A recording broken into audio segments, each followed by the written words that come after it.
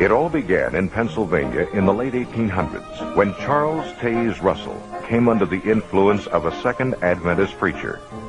Russell initiated his own Bible study class, a small group that would ultimately grow to become the Watchtower Bible and Tract Society.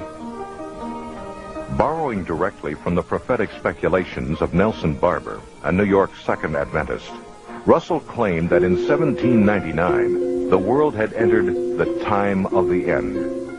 That in 1874, Jesus Christ had returned invisibly, and that the world would come to an end in the year 1914.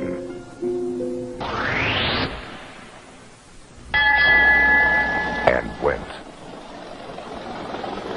Russell and his followers were not raptured from the earth, and the end had not come. John Knight, who was 15 years old at the time, remembers what came next.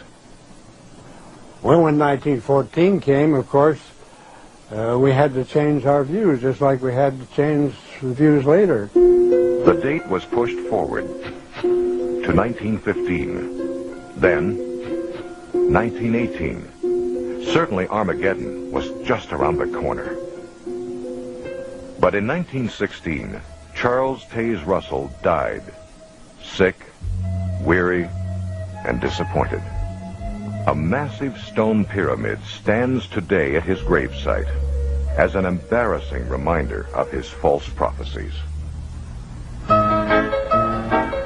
Through hard-fisted, inside political manipulation, Joseph Franklin Rutherford, a Missouri lawyer who had given himself the title of judge, became the second president of the Watchtower Bible and Tract Society in 1917.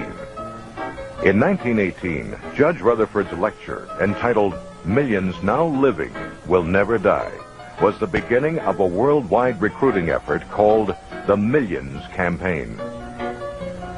Not too surprisingly, it proclaimed the coming destruction of the existing world.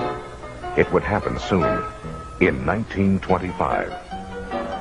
Based upon the promises set forth in the divine word, we must reach the positive and indisputable conclusion that millions now living will never die.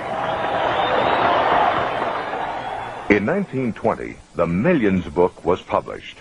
In it, Rutherford claimed the Bible proved that in 1925, Abraham, Isaac, Jacob, and other faithful men of old were to be resurrected, to rule henceforth as princes on the new paradise earth. Fully convinced that Rutherford's prophecy was true, many witnesses sold their homes and businesses and took to the road. Living in cars and trucks like itinerant peddlers, they spread the warning.